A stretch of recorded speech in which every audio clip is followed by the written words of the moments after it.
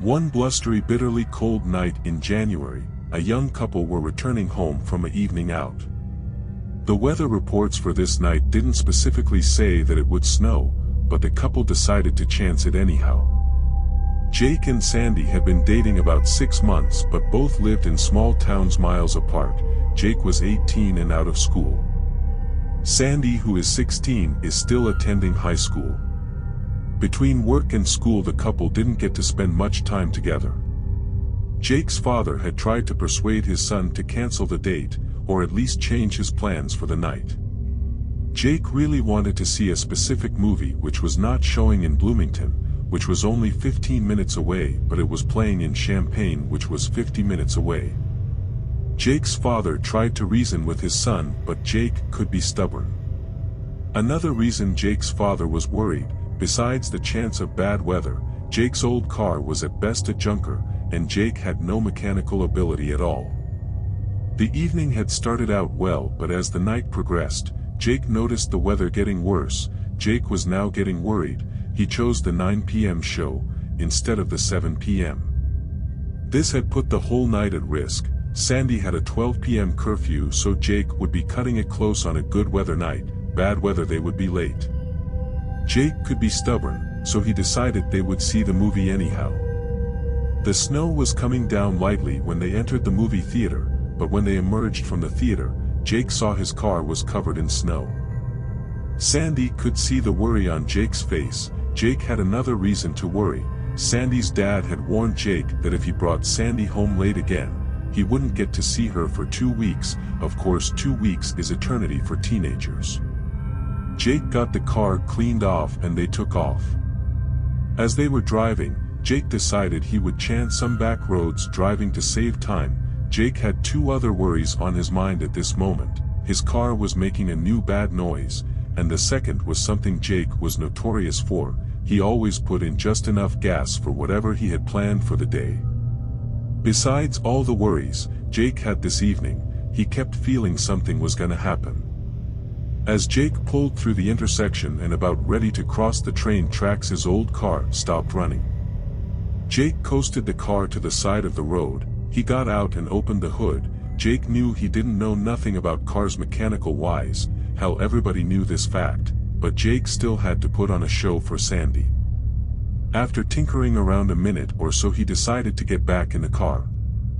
This was 1988, so Jake didn't have access to a phone, but had noticed a farm was close by down a long lane. As he looked at the house, everything was dark, but then he remembered it was almost midnight, so everyone was probably asleep. Thankfully, the snow was coming down lightly again. Jake told Sandy to wait in the car while he went up to the farm. At first Sandy was gonna protest, but she didn't. As Jake was approaching the farm, he hoped someone was home. Halfway up the lane he saw figures on the train tracks. He counted 7 figures. What were these people doing on the tracks? He turned and called out to the figures on the tracks, but he got no response. The figures just stood there. He didn't have time or the patience to worry about these figures. Jake approached the house and rang the doorbell. No response. Then he banged on the door 3 times. As he was awaiting a response, he turned around to see if the figures were still on the tracks. They were, but not where he had last saw them. To his horror, the figures were about 20 feet from his car and Sandy. Without thinking, Jake took off running down the long lane. When he got to car, the figures had moved back down the tracks about 50 feet or so. When he got in the car, Sandy was frantic. She kept saying, "Did you see them? Where are they now?"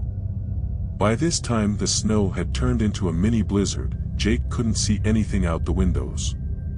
After a few minutes they both calmed down, and everything was silent till they started hearing loud moans and sobbing over and over. Then it would get silent again, but each time the moans and sobbing started again, it was closer. Finally the last sounds were by the car.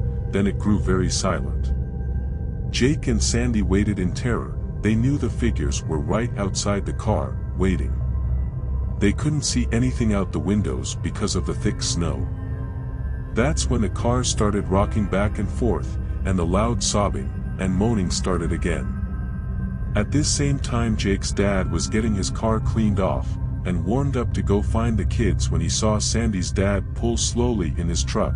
After talking a few minutes, Jake's dad got in the truck and they took off to find the kids. After driving up and down all the back roads and area, they finally saw some hazards in the distance. As they approached, both dads were in shock at what they saw. Jake's car was sitting on the train tracks, the hood had been torn off, both doors as well, all the windows had been broken out. As the dads approached the car, the kids were nowhere around. As they looked around, they saw 7 figures down the train tracks about 300 feet away just staring at them. Both dads looked around the general area for the kids but saw them nowhere. Both dads were spooked by the 7 figures in the distance. Finally they used the truck to push the mangled car off the train tracks. They had decided to go into the nearest town and alert the police. As they were pulling off, they saw the figures moving rapidly down the tracks. That's when Sandy's dad punched the gas pedal down and sped onto the highway. In the rearview windows, both dads saw the figures surrounding Jake's car. A short time later the dads returned to the scene with the town officer and 2 county cars. As they approached the scene, Jake's car was back on the train tracks again. The 2 dads and the 3 officers walked around the car. This time the car was totally mangled. All 5 noticed how silent it grew. They didn't see anything, but they heard snickering all around them. Later that morning, they found Jake and Sandy walking on the train tracks miles from the scene. The 2 teens were in a trance-like state. They would remain like this for days afterwards. When asked about that night, both teens say they don't remember anything about that night. They buried that night deep down. Whatever remains at that railroad crossing is most definitely still there, waiting, watching, wanting. Don't go near this crossing at night. Go another way.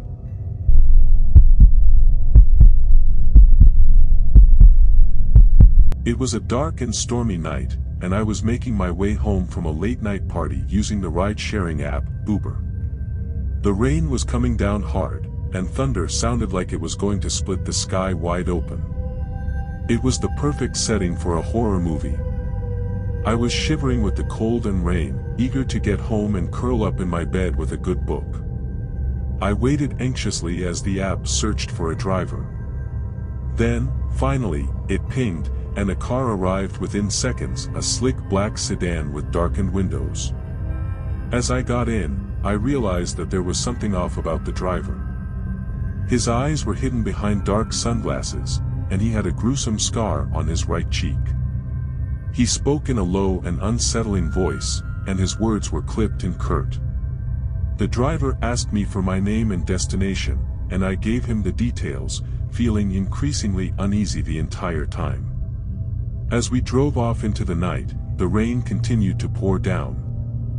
I found myself wishing I had picked a different driver, but it was too late. I was locked in this car with this creepy stranger. For the first 10 minutes, we drove in silence. All I could hear was the sound of raindrops hitting the car, the windshield wipers moving back and forth, and the thunder crackling in the background. It was an ominous buzzing that made my hair stand on end. The driver didn't speed or swerve, but he wasn't smooth either. It felt like he was deliberately jerking the car around, making sure I stayed very alert. And then, without any warning, he broke the silence with a chilling question. "Are you afraid of the dark?" he asked in a low whisper. I could barely hear him over the sound of the rain, but his question cut through me like a knife. I felt like something was crawling up my spine, and my heart skipped a beat.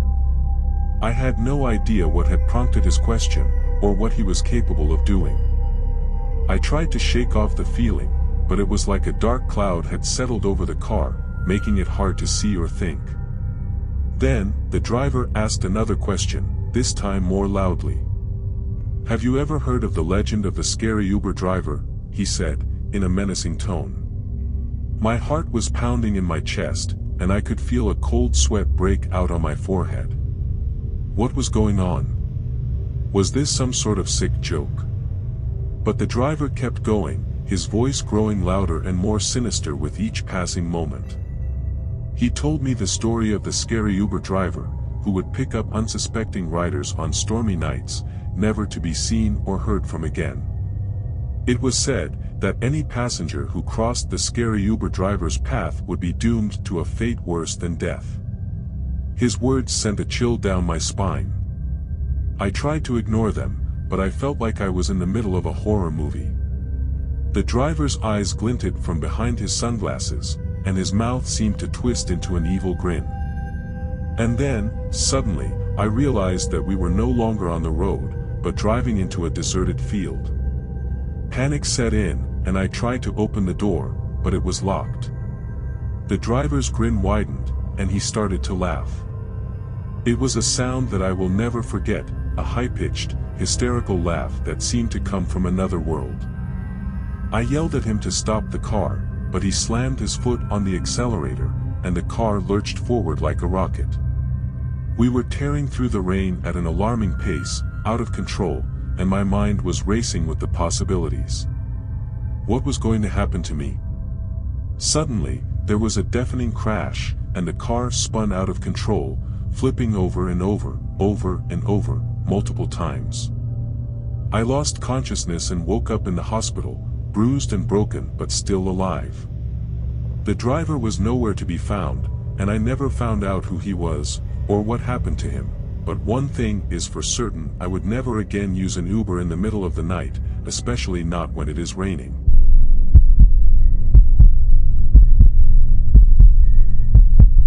Sam was a nerdy young man, with thick glasses. His poor eyesight was the reason he couldn't join the military. It's 1942, and WW2 is raging. Sam is 19 perfect, age to join the military, but instead, he took a night job as a janitor at a local college in town. Sam liked the work, and he was thrilled to be cleaning Old Main on campus. This building was old but really neat. One night, Sam started cleaning on the 4th floor in a large room called Attic Hall. This large room had been the library till 1912, or so, when the college built a new library building. After that time, the Attic Hall was used as storage. What was even neater was the fact that many books were still here. They had never been moved to the new library, 3 or 4 dozen boxes filled with old books. Sam rarely cleaned this room, since it was used as storage, but when his shift ended at midnight, he would occasionally come up to Attic Hall and read for hours tonight. While cleaning, he noticed a book in one of the boxes that seemed out of place and different. After picking it up, he noticed it was actually a diary. Intrigued, Sam put the diary in a safe place so he could read it after his shift ended. Sam thought about the diary the rest of the night. He had only opened the first few pages. He found out it had belonged to a young student who went to this school in the 1870s. He thought it was weird. This diary was mixed in with the other old books left behind. At first he wasn't going to read the diary, but since it was from the 1870s, most likely this young lady was long passed away. After midnight, Sam returned to the Attic Hall and started reading the diary. Sam was so into reading this diary, it was daylight before he realized it. He put the diary in a safe spot hidden, and headed home. It was early November now, and the last days of autumn were coming to a close. As Sam walked the few short blocks to his house, he thought about the diary and its author, Kathy. This young lady was very much like himself in many ways. She was lonely, never had been in love, didn't seem to have any good friends, or any friends for that matter. For the next few weeks, Sam read the diary each night he worked. He was so interested in this diary. One Saturday night he decided to go and read the diary even though he wasn't working. As he was approaching Old Main, he noticed a figure of someone standing by one of the windows in Attic Hall. Quickly he picked up his pace and rushed up to Attic Hall. After close inspection, he found no one around. He thought to himself maybe he was seeing things. Sam sat down and started reading from the diary. As he did, he felt the room change. He felt like he was being watched. Sam read the diary for a few hours, but it felt different in Attic Hall.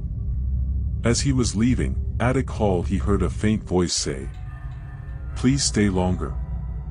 From that night on, Sam returned every night to read from the diary. He was drawn to attic hall and the diary. Every night, he would hear the faint voice speaking to him. Each night he knew he was being watched from a presence that couldn't be seen. Occasionally he would feel a slight touch on his shoulder. None of this scared him. He would just keep reading the diary. Every night, when he was leaving, he would hear the faint voice speak. Each night it was something different, but sometimes it would say his name. Sam learned from the diary, Kathy. The author had been a student librarian in Attic Hall, then after graduating, became the full-time librarian. Sam thought a lot about Kathy. It was weird. He felt strangely close to a girl from another time. It was obvious to him that it was to be expected since he was reading her thoughts from within the diary. Even stranger, one night he found a photo of Kathy tucked into the diary. One night in January, he only had to work a few short hours, because his family was having a big dinner, so Sam went into work at 2, so he could get his work done, and he could have an hour or so to read the diary. This was important to him. He had planned on returning later that night anyhow, but he had to spend some time in the attic hall with the diary and the voice. As he was leaving the attic hall that night, he heard weeping. Then the voice say this: "Take the diary. Do not return here tonight, promise me." Sam promised and took the diary home. That night Sam was awakened by loud noises. As he looked out his window, he saw Old Main in the distance, a big fireball. It occurred to Sam, in that moment Kathy had saved his life, and her legacy by having him take the diary home. Many nights he fallen asleep in Attic Hall. Sam ended up joining the army, and served out the rest of the war. Throughout the war he carried the diary with him, and the picture of Kathy with him. After returning home from the war, he resumed his job at the college. He never married, and lived in his childhood home till he died. Sam worked at the college till he retired, but every day, Sam would sit on a bench in the quad close to where Old Main had stood. He always had the picture of Kathy with him, as well as the diary. People over the years thought Sam was crazy sitting on the bench for hours talking to himself. Even so, many people passing by Sam on the bench swore they heard a faint voice speaking soft words.